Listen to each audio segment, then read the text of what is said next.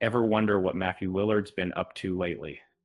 And seeing his name pop up everywhere uh, brings back so many memories that, um, along with Jim Carrey, he's one of those '90s actors who consistently delivers. Um, Even today, he's currently in the new Five Nights at Freddy's movie.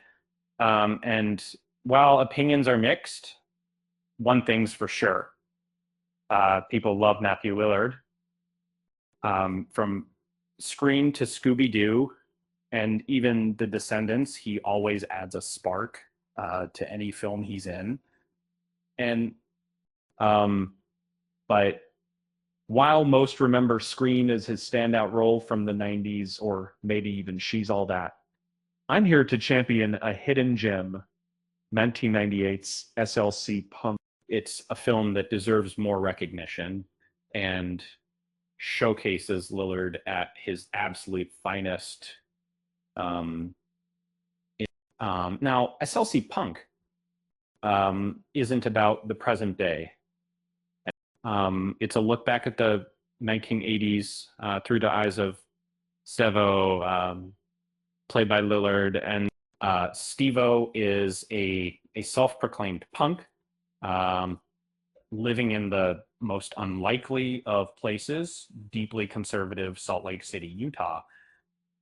Um, um, he isn't alone, though. Uh, his best friend, Heroin Bob, shares his rebellious spirit. And for chapter 15, and together, they navigate a world that doesn't understand them, embracing their outsider status. Um, However, there's a key difference. Um, Heroin Bob is authentic, driven by a difficult upbringing. Stevo, on the other hand, is a bit of a poser. His parents are well off. He could easily go to Harvard Law, but he chooses punk, believing it's cool and a form of rebellion. Lillard plays this duality effortlessly.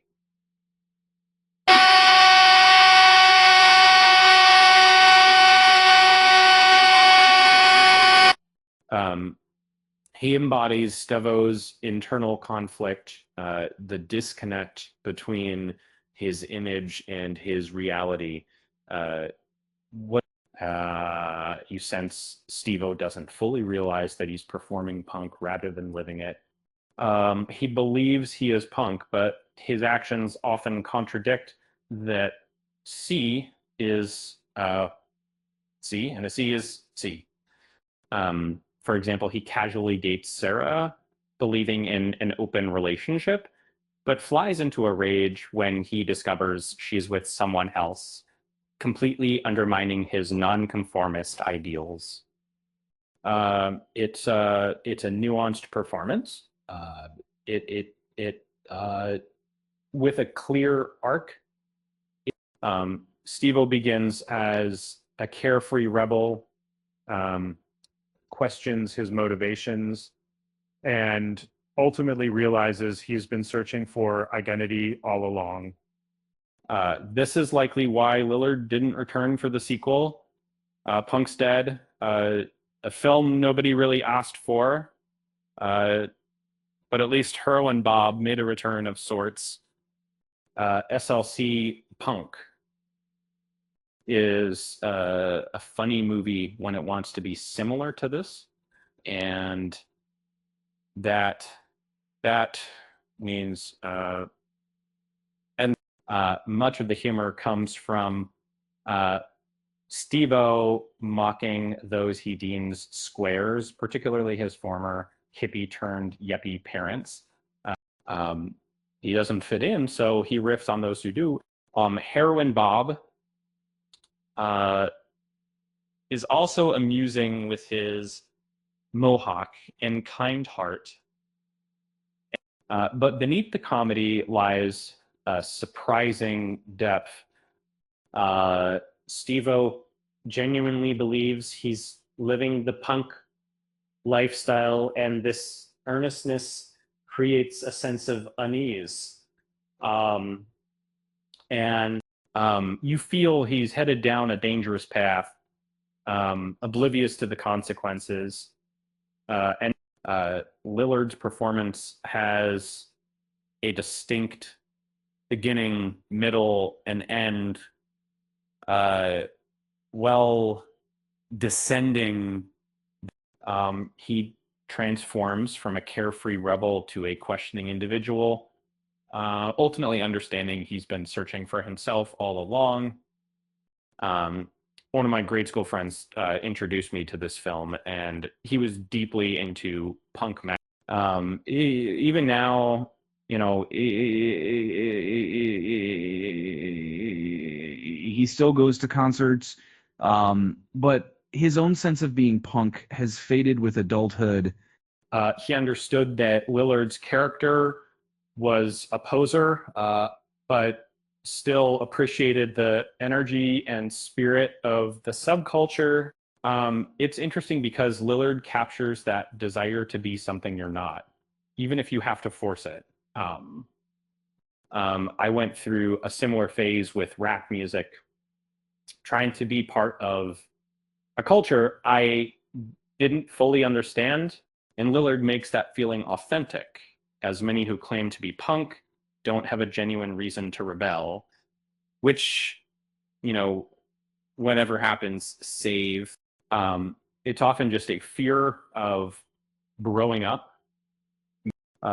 In many ways, punk is about staying young, resisting the inevitable march of time.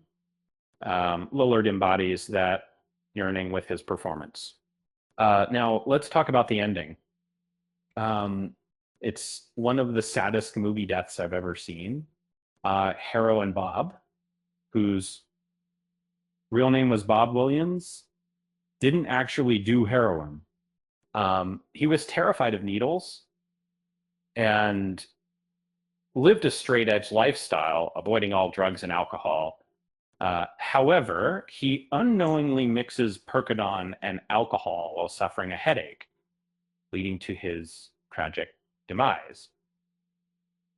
The scene is brutal, and it's all thanks to Lillard's reaction. You witness Steve-O's world crumble as he grapples with the consequences of his friend's death. It's a powerful, crushing performance, and yeah, it a prime example of Lillard's versatility as an actor, and it's a moment where he truly understands the weight of his actions and the emptiness of his rebellion. But it's a phenomenal, heartbreaking performance, and my favorite role of Lillard's Sane's. What's yours? Speaking of straight edge, did you know that CM Punk, the wrestler, is known as the straight edge superstar? It's a fascinating contrast to the often rebellious image of punk culture. Um, with that said, thanks for watching, and until next time.